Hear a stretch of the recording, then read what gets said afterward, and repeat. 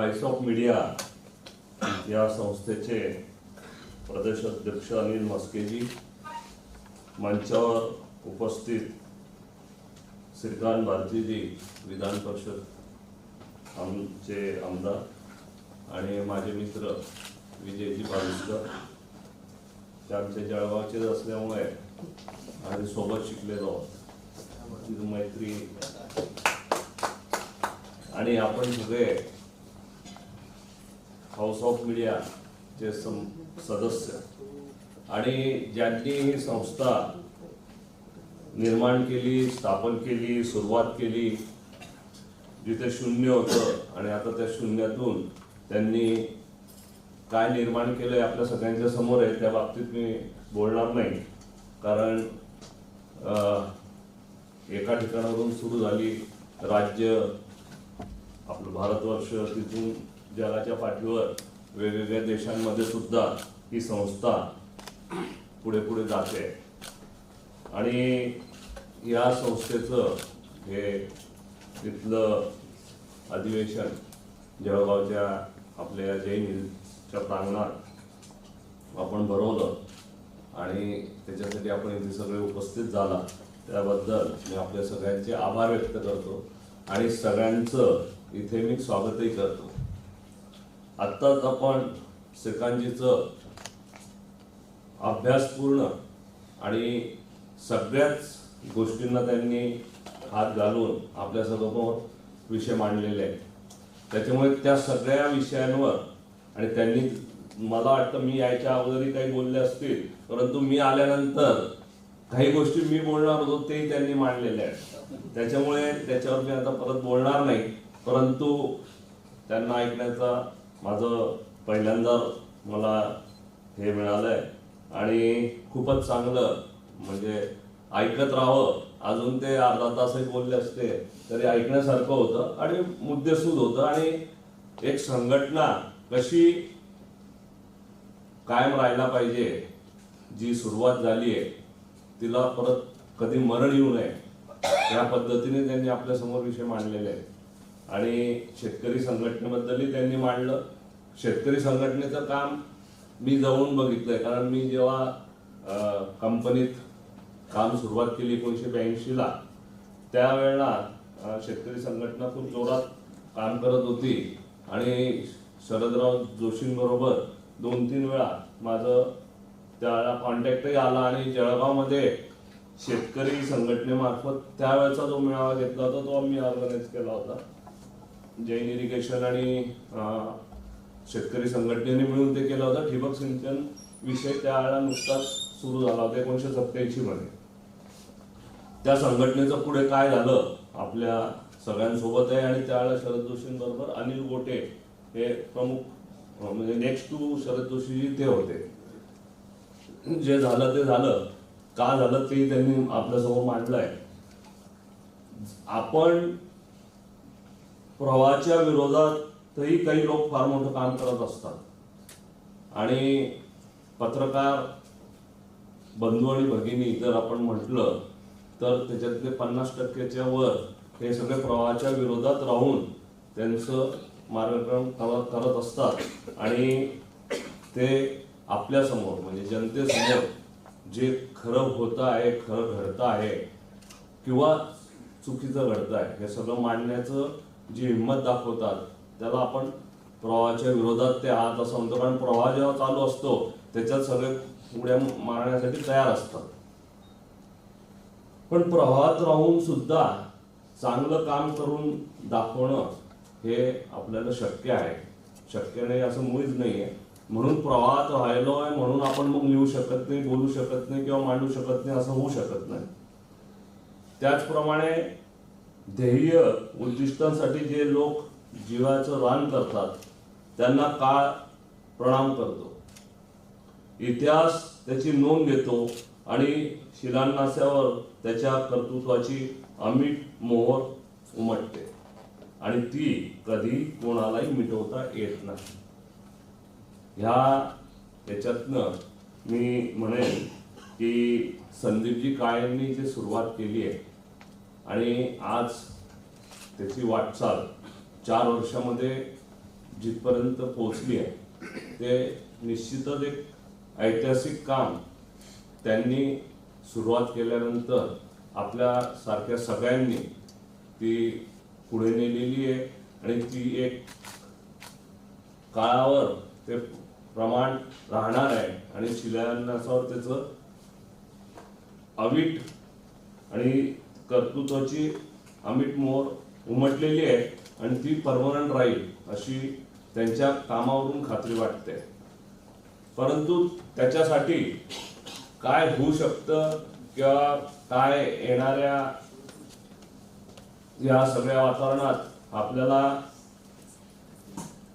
कुठे अडचणी निर्माण होऊ शकतात, कुठे आपण वाहून जाऊ शकू अशा वेगवेगळ्या गोष्टींबद्दल श्रीकांतजींनी आपल्यासमोर मांडलं. तर त्याच्यामुळे त्यांच्या सगळ्या बोलण्याकडे जर आपण पूर्ण त्याचं आत्मसात केलं त्यांनी म्हटलेलं, तर ही संघटना कधी थांबणार नाही, नेहमी पुढेच जात राहील आणि कधी मिटणार नाही अशी मला खात्री आहे. परंतु सगळ्या गोष्टींचा उहापोह आपल्यासमोर नेहमी राहायला पाहिजे. त्याचप्रमाणे नवनव्या संकल्पनांना मनाच्या कागदावरच गूढ अवस्थेत न रेंगाळू देता त्या प्रत्यक्ष कृतीत आणण्यासाठी नेटाने जोर लावण्याची विलक्षण क्षमता निसर्गाने प्रत्येकाला दिलेली असते. ती जो ज्या प्रकारे ओळखतो तशी कलाकृती निर्माण करतो. हे माझ्या वडिलांचे शब्द मी आपल्यासमोर मांडले. त्याच धर्तीवर आपल्या संघटनेचं काम सुरू आहे.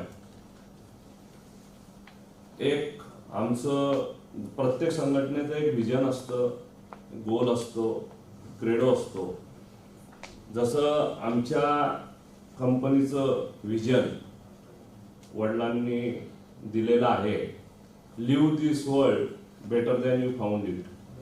म्हणजे जन्म घेऊन आपण या जगाच्या पाठीवर जेव्हा आलो तेव्हा या जगाचा निरोप घेण्याच्या अगोदर आपण जे काही करतो, ज्याही क्षेत्रात काम करतो, जे काही करत असतो त्याच्यात काहीतरी चांगलं करून जा.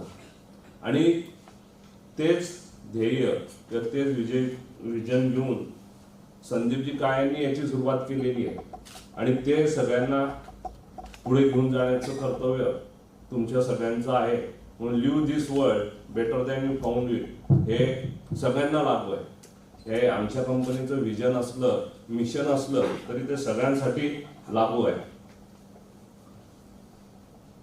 श्रीकांतजींनी अजून एक गोष्ट जी सांगितली की राज्याच्या प्रमुखाने जिल्ह्याला जायला पाहिजे, जिल्ह्याच्या प्रमुखाने तालुक्याला जायला पाहिजे, तालुक्याच्या प्रमुखाने गावांपर्यंत पोहोचलं पाहिजे. त्याच्या मागे त्यांचा उद्देश तो होता की संभाषण, डिस्कशन आणि लिसनिंग या सगळ्या गोष्टींचा मिलाप हा झालाच पाहिजे. हे करत असताना जर देशाच्या पातळीपासून किंवा आता आपली संघटना जगभर गेलेली आहे तर जगाच्या पाठीवरही जे काही आपले प्रमुख असतील तिथून आपल्या भारतवर्षाच्या याच्यावरनं मग वेगवेगळ्या राज्य, जिल्हे, तालुके, गाव हे मैत्रीत्व, मित्र भावनेतून जर या सगळ्या लोकांनी एकत्रित काम केलं तर आपण जसं मांडलं की जी एक हायरार्की असते आणि मग मी मोठा आहे आणि मला काय शिकवायची गरज नाही आणि मला सगळं माहिती आहे, जर मित्रत्व असलं तर मग तसं होत नाही. म्हणून मित्रत्व हा विषय आपल्या अजेंड्यावर सगळ्यात वर ठेवून आपली संघटना पूर्णपणे मित्रत्व या विषयावर जर आपण केंद्रित केली तर श्रीकांतजींनी जे अभिप्रेत केलं आहे किंवा असं घडलं पाहिजे ते निश्चितच घडेल असं मला वाटतं. समर्पणाची भावना जर वरच्यापासून शेवटपर्यंत असेल तर कोणतंच कार्य कठीण नाही. या संस्थेने त्यांचं जे काही एक गोल्स ठेवलेले आहे आणि पत्रकार त्यांच्या परिवारासाठी, त्यांच्या आजूभोवताली असणाऱ्या सगळ्यांसाठी ज्या ज्या गोष्टी करायच्या त्यांनी ठरवलेल्या आहे. ते एक ऑर्गनायझेशन जेव्हा असते ती जे काही सगळं ठरवते त्याच पद्धतीने आपल्या या ऑर्गनायझेशनने ठरवलेलं आहे आणि त्याच्यात निश्चितच आजपर्यंत ते काम करत आले आहेत. म्हणूनच ही संघटना एकापासून 30,000पर्यंत पोहोचलेली आहे. नाहीतर ते शक्य झालं नसतं. आणि ट्रान्सपरंट वेने हे काम सुरू आहे म्हणून संघटना वाढते, परंतु ही संघटना अशीच परमनंट राहायला पाहिजे. त्या दृष्टीने ज्या काही वेळोवेळी येणाऱ्या गोष्टी आहेत त्याला त्याच वेळेला त्याला ऍड्रेस करून जर आपण पुढे नेलं तर कधीच विसंवाद होणार नाही.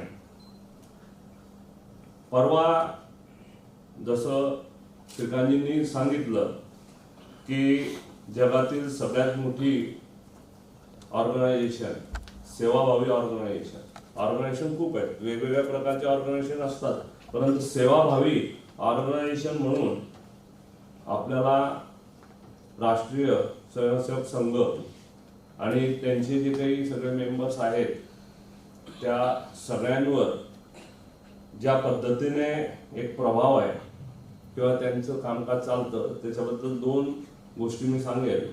पहिली गोष्ट, आजपासून 1 वर्षापूर्वी सरसंघचालक मोहनजी भागवत यांनी भारतात 4 संवाद कार्यक्रम घेतले होते. North India, western India, south India आणि ईस्टर्न इंडिया. तर वेस्टर्न इंडियामध्ये राजस्थान, गुजरात, महाराष्ट्र, मध्य प्रदेश, छत्तीसगड आणि गोवा अशा 5-6 राज्यांचा सहभाग होता. आणि त्याच्यामध्ये त्यांनी ह्या सगळ्या राज्यांमधून मिळून 75 महानुभावांना चर्चेसाठी बोलवलेलं होतं आणि मुंबईला ती चर्चा झाली, त्याच्यात मलाही बोलवण्यात आलं होतं, मी गेलो होतो. आणि विषय त्यांनी आधी ओळख झाल्यानंतर विषय हाच होता, व्हॉट इज हिंदू, हिंदू म्हणजे काय, हिंदू राष्ट्र म्हणजे काय आणि हिंदू राष्ट्र आणि राष्ट्रीय स्वयंसेवक यांचं त्याच्यावरचं म्हणणं काय.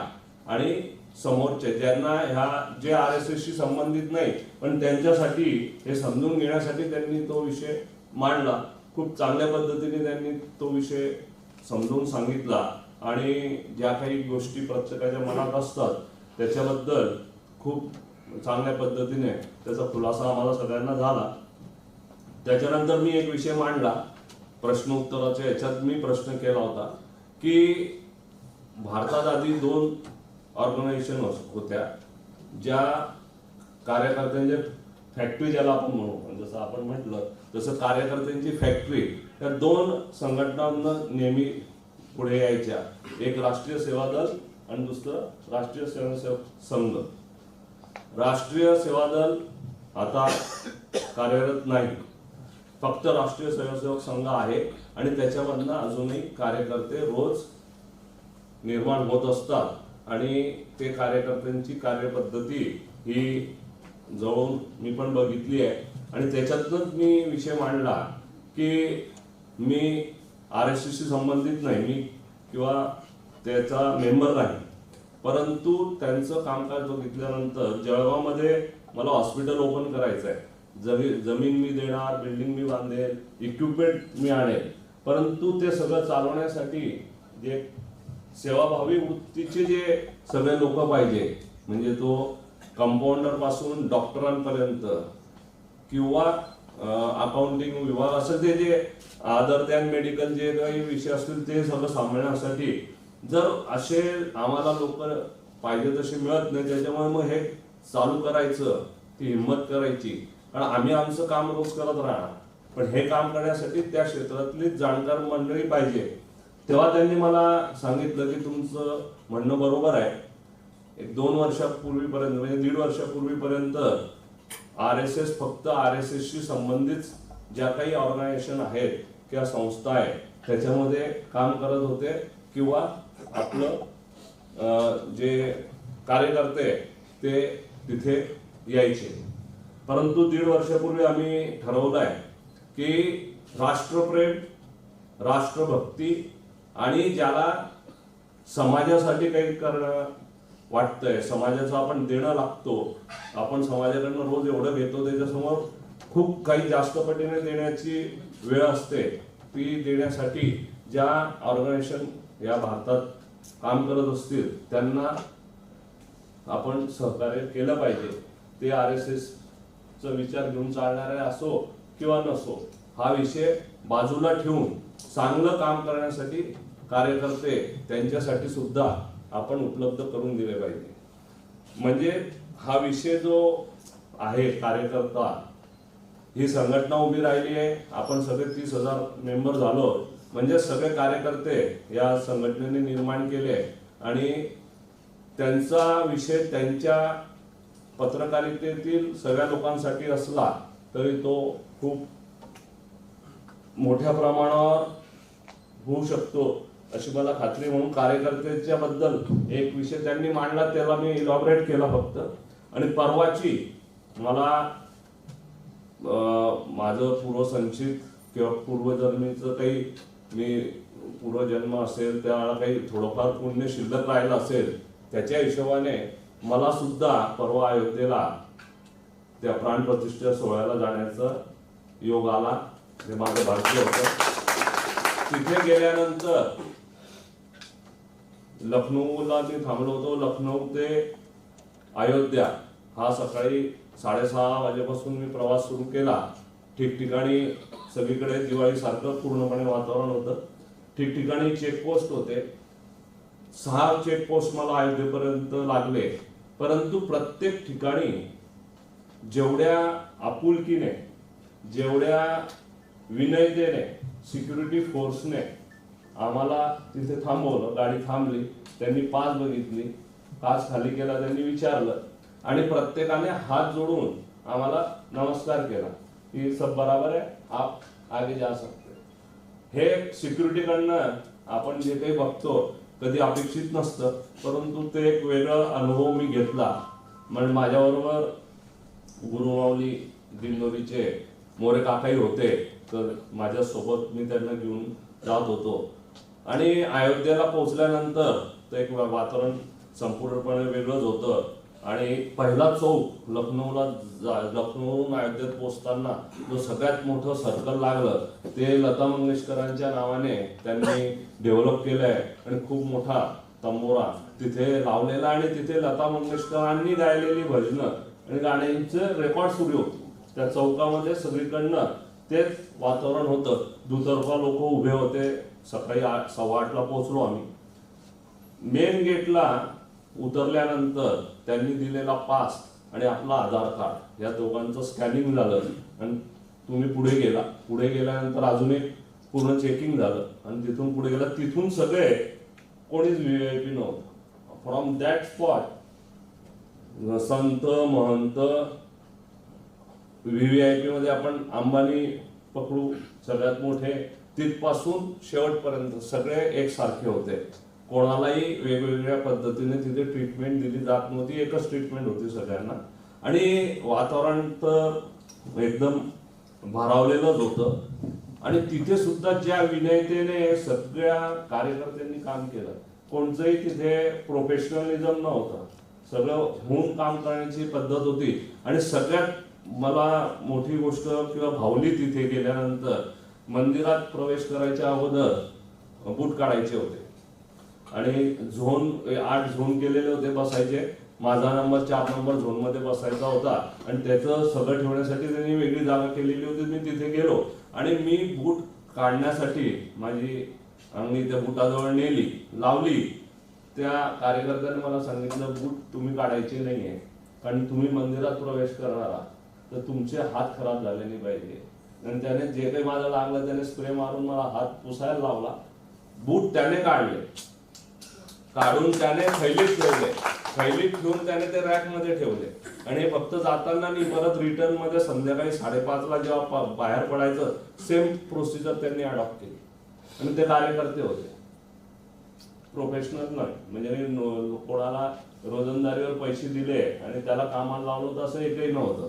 जागेवर बसलो, जागेवरच नाश्ता दिला, दुपारचं जेवण जागेवर दिलं. 10 वेळा त्या म्हणजे सकाळी 8:30 ते दुपारी 3:30 या पूर्ण पिरियड मध्ये 10 वेळा चहा कॉफी आली, पाणी आलं. आणि हे सगळे कार्यकर्ते होते, कोणीही तिथे प्रोफेशनल नव्हतं.